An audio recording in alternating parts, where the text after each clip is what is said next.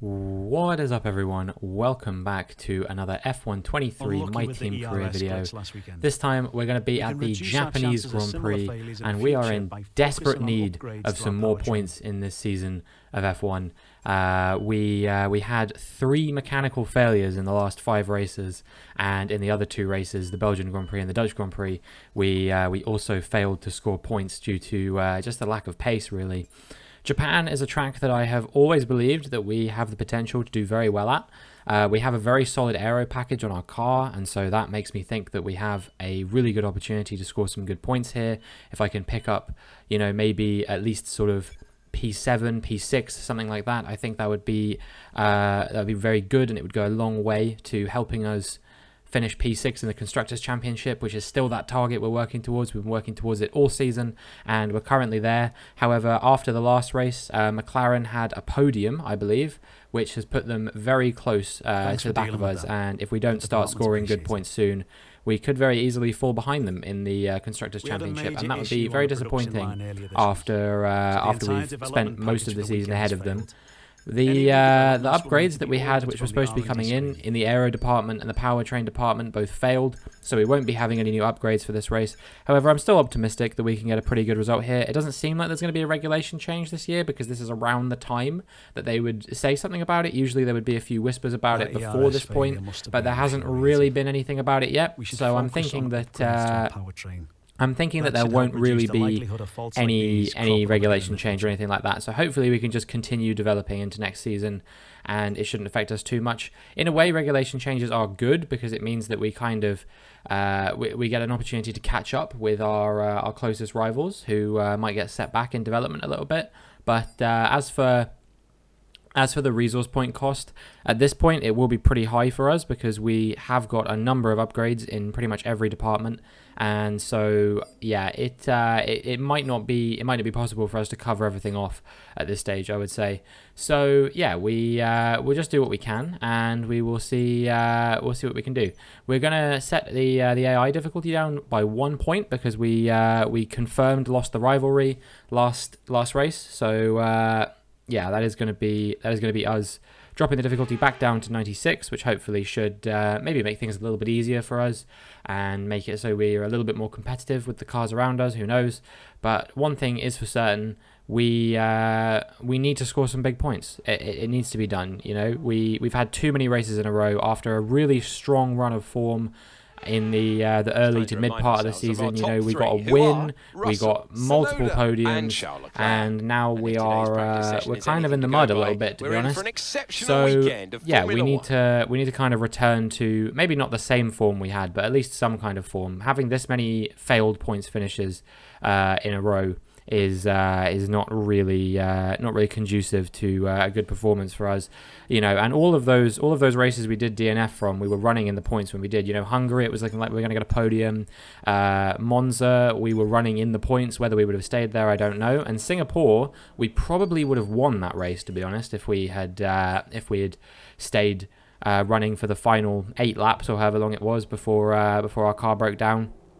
So yeah, that's very infuriating to deal with, knowing that we've missed out on probably maybe as much as 40 points or something like that. We could be absolutely killing our chances of getting P6 with all these mechanical failures. We need to invest in durability, which we have been doing to a certain degree, but at the same time, I also need to make sure I'm maximizing my performance every single weekend, because the two race weekends that we have finished a race recently, they haven't been point scoring finishes either. So here we find ourselves in qualifying, and this is where we are going to need to do quite well if we want to have any chance of having things go well. We do a 127.6 to kick things off, and remember, wherever we qualify here, we are going to be taking a 5-place grid penalty, because we took a new gearbox. It's our 5th gearbox of the season. The old ones were just too worn out to try and take for one more race. So yeah, we're going to be taking old gearboxes We improved by 9/10 on another fresh set of soft compound tyres. That puts us first for the session, actually. Whether we can get pole position, I'm not overly convinced about, but that said, we did get it in Singapore, so who knows. Also, a quick apology for the lack of audio here. It does fix itself, I believe, before the race begins, so yeah, it won't be like this for the whole video. It's Sargent, Hauger, Ocon, Hulkenberg, Fittipaldi, and De Vries who are out in Q1, and yeah, we're comfortably through to Q2. Hopefully we can repeat the level of performance that we had in Q1 and get through to Q3, no problem. Yeah, we're going to go out on a used set of tyres to kick things off on this occasion. We used two sets of softs, or two sets of fresh softs in the first qualifying session. So yeah, it's a 127.9 on the used tyres to kick things off here in Q2, and then our next run is going to be on a set of fresh soft compound tyres, and we'll see if we can find at least a little bit of improvement on those. And indeed, you can see that as we come through the final corner, we've found actually quite a lot of improvement, which is good because we're currently down in last.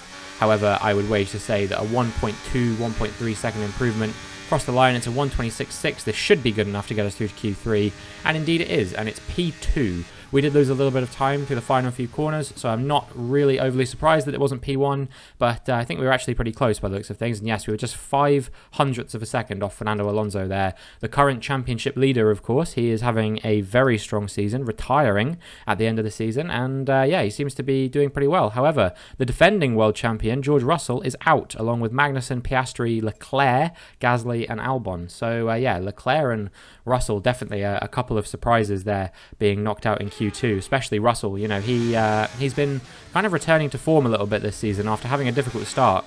He's made his way through to win a number of races. He's right back in the championship fight. I think he's actually in P2 now, if I remember correctly. But anyway, we're back in Q3. We're going to see if we can challenge for this pole position. It definitely looked like we might be able to. We do a 127.3 on a used set of soft compound tyres, and you can see that we are 1.1 seconds up on our best time as we come into the final sector now. If we can find some improvement through these final few corners, then maybe there exists a chance of us grabbing pole position here. Who knows? We're 1.16 up as we come through the final corner. We're going to cross the line. It's a 126.1. Okay, good job, mate. Really, really well done. That was a fantastic drive. Bring it and home. It's good enough for pole position. Absolutely fantastic result coming up from us. And with qualifying complete, let's review our top three today. Robinson, Fernando Alonso, and Lando Norris. Well, that wraps up qualifying, but don't worry, we'll be back tomorrow as we head into the Grand Prix. You know, I think that we've been an absolute master of qualifying recently. I don't really know how to explain why this is happening, but we just seem to be absolutely blitzing it these past couple races. We had pole in Singapore, and now it's pole in Japan as well. I feel like this was a very unexpected result here today, but one that I am absolutely going to take, one I'm very happy with. Obviously, we'll be starting probably P6 in the race, accounting for grid penalties and the like, because yeah, the gearbox change, as I mentioned before. But hopefully, we'll still be able to bag some good points if we can make up a few positions off the start, maybe, and get ahead of some of the cars around us. Then maybe we could be on for a top 5 finish. Who knows? But we'll just see what we can do as we get into the Japanese Grand Prix. We come to you today live from the Mai Prefecture in the south of Japan's Honshu Island for a race that has seen so many title deciders through the years, some simple, some controversial, but all contributing to a legacy that makes the Japanese Grand Prix an indispensable stop in any Formula One season.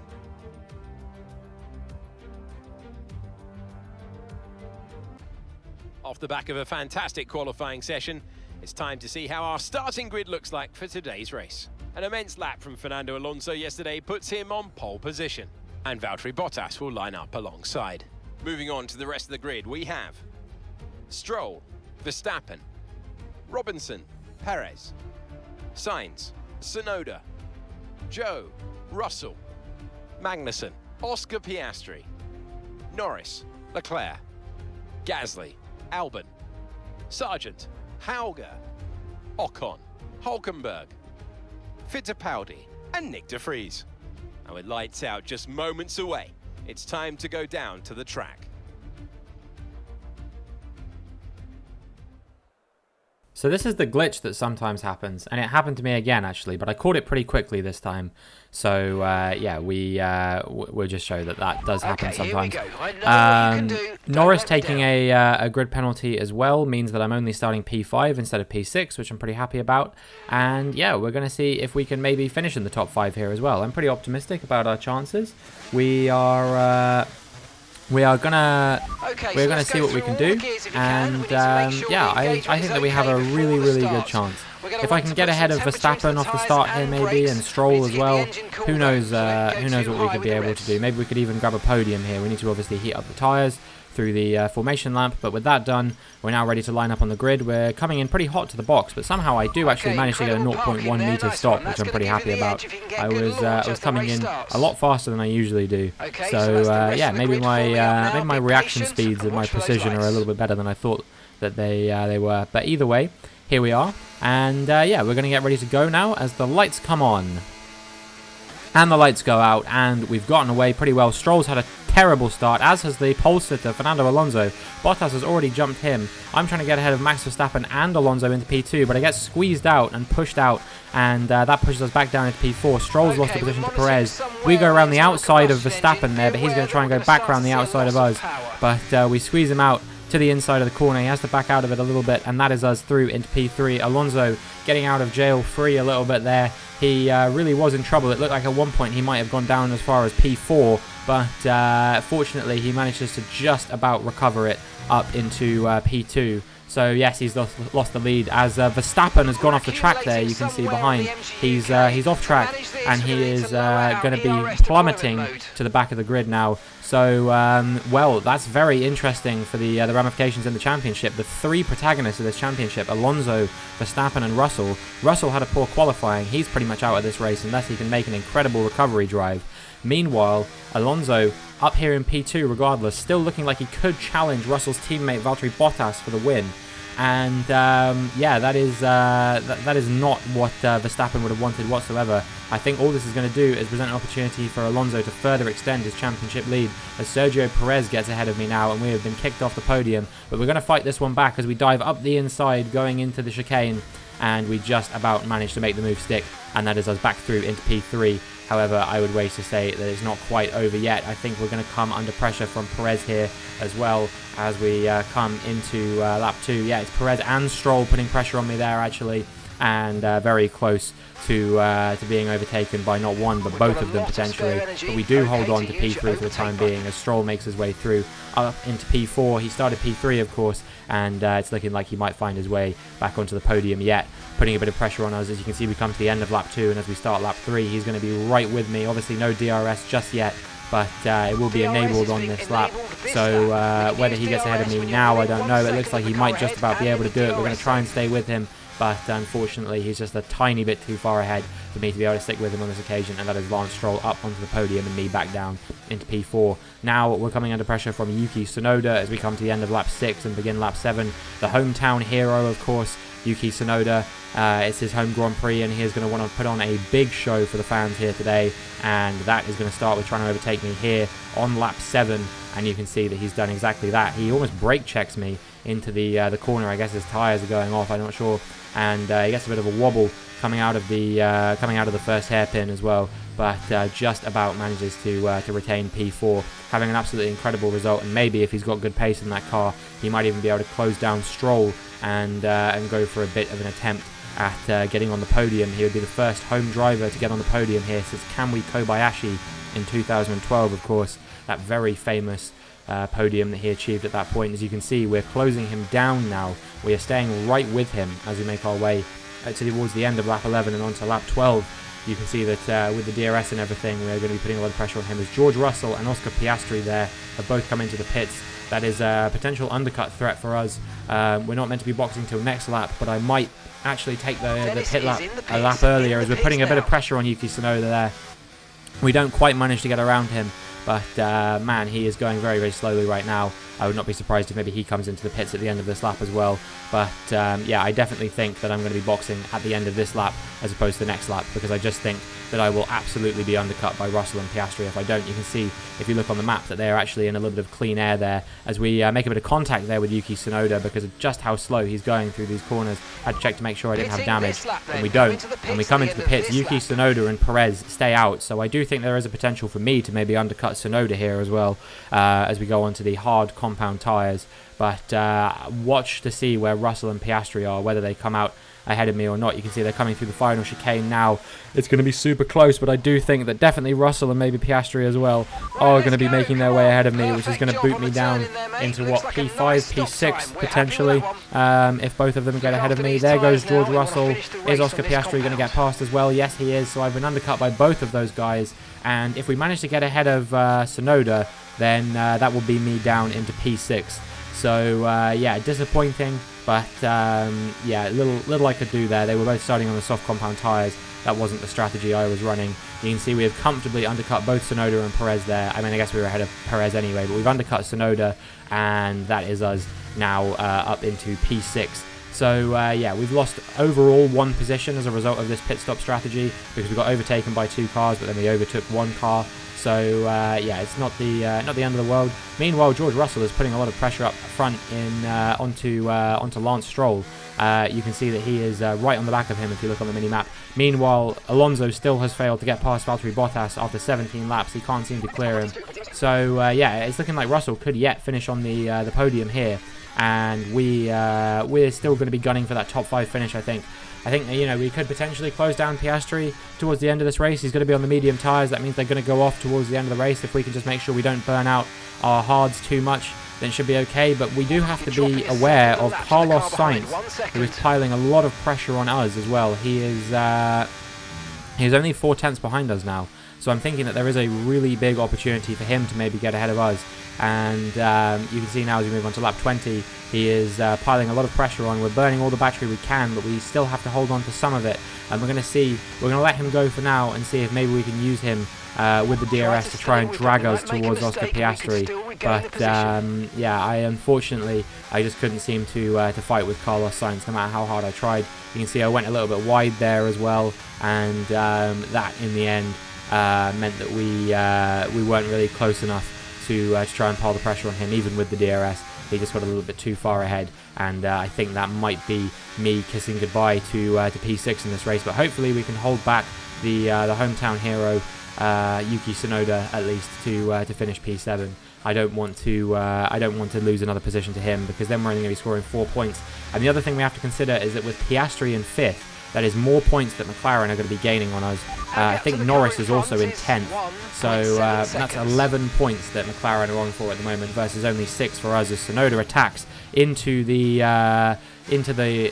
first corner. He doesn't quite manage to make the move stick. He wasn't quite close enough on this occasion. And now as we round at the final corner and we move on to the final lap, we're going to see if we can hold him off for one more lap. If we can manage this, then we will come home in P7 in the Japanese Grand Prix, and this will be our first points since Britain, if I'm not mistaken. So yeah, it's been oh no, it's actually France, wasn't it? I remember we had the French Grand Prix. So yeah, it'll be our first point since the French Grand Prix all those weeks ago. I believe we had a podium there, if I'm not mistaken, as well. So yeah, we've come crashing back down to earth since then. But we've still got, you know, a little more than half a lap to try and hold back the rising tide of Yuki Tsunoda, who is piling a lot of pressure on me in these final few laps. You can see he's actually going to try and go up the inside as we go onto the hairpin, but he can't quite make the move stick. We do manage to dive back up the inside of him, and yeah, we make our way back through into P7, and now we only have a little bit more of the lap to go, a little bit more than a sector left. I think there's really only going to be one opportunity for him to get past us now, and that is going to be into the final chicane. You can see he's all over the back of me. 2 tenths is the gap. I'm going to be burning basically all the battery I have now. There's no incentive not to burn any less of it than all of the battery I've got. He's going to try and get me into 130R, is he? Not quite.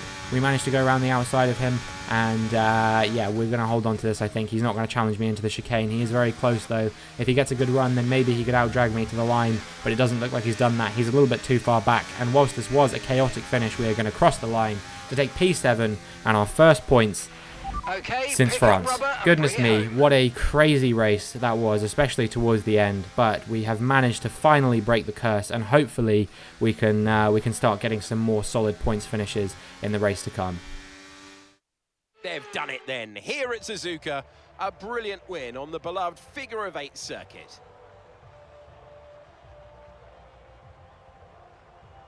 And talk to me. What do you think it was that sealed the win for them? Well, time management probably played quite a large role in the outcome of this one. As ever, it's not just about speed, it's all about maintaining that speed consistently over a stint, over a race distance. So being able to keep up the lap times while still being smooth on the controls and gentle on the tyres, that's really where the race was won today.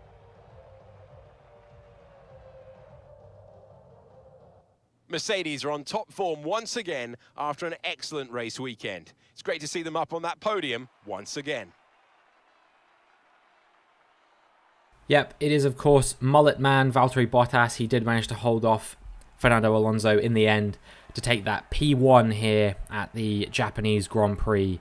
A resounding victory for Valtteri Bottas and for Mercedes for that matter. George Russell recovering all the way from outside of the points up into P3. A terrific result for him, and one that will keep his championship hopes alive. But it will be a further championship lead extension for Fernando Alonso there in P2. So let's have a quick look at how the drivers' standings have changed. It's a great result for Fernando Alonso, who moves further ahead at the top of the table. After an incredible day of racing, who was your driver of the day, Ant? It's got to be Valtteri Bottas, a commanding performance that I think had the audience's eyes glued to him for the majority of the race. It's time to check out the constructors' standings. No change in the top spot, but with today's points, their hold on the lead is getting weaker.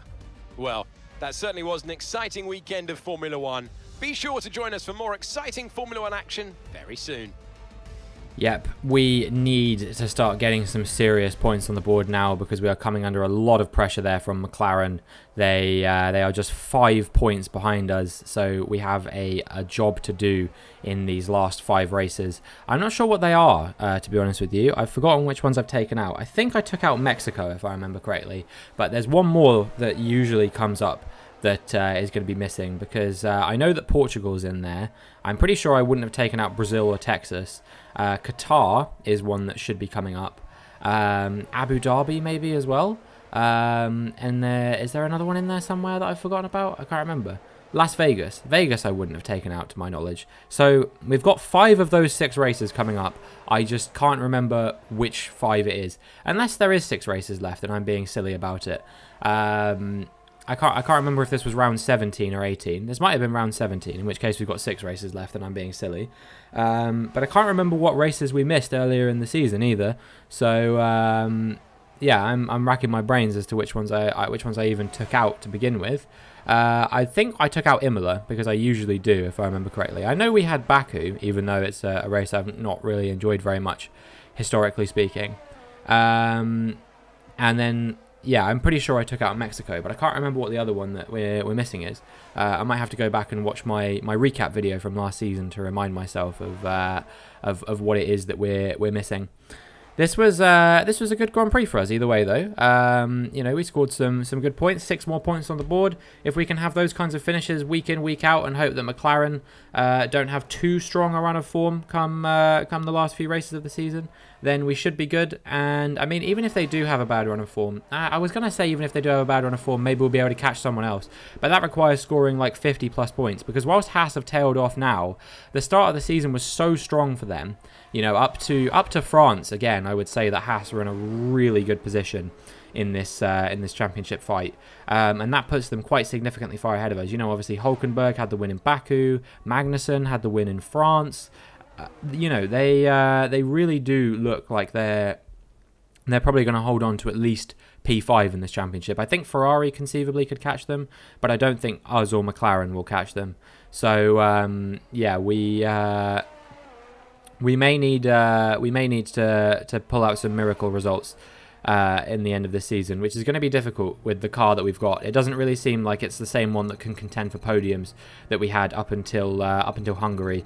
Although that said, I did almost win in Singapore, and we did qualify on pole here, and probably could have contended a bit harder for a podium if we had started first, I imagine. So maybe I'm underrating myself a little bit. We'll see, I guess, as we move into the next races. I honestly have no idea what the next race is. I think it's Qatar, but you'll have to tune in to find out, I guess. And yeah, that is going to be it for this video. If you enjoyed, please make sure you like and subscribe, and hopefully I will see you in the next one.